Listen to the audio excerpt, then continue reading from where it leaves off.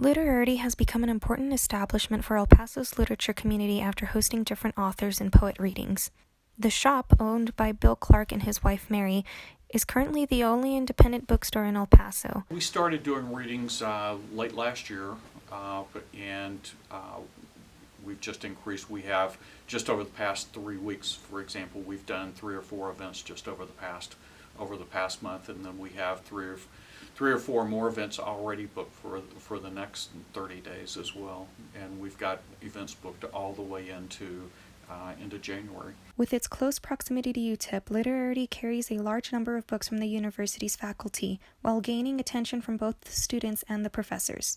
We're fortunate that a lot of students, particularly grad-level students, as well as professors, come into our shop, and we've gotten to be friends with a number of the people from UTEP, and that's part of the joy of doing this, is being somewhat a part of the UTEP community. Cutting the Wire is a photography-poetry combination by photographer Bruce Berman and poets Lawrence Welsh and Ray Gonzalez about border life within Mexico and the United States. It's not just selling books. These days are kind of a little more, in El Paso, it's like an old home week. I've seen so many people I haven't seen. It's been a great day. I just said goodbye to somebody I used to work for in the advertising industry 40 years ago here.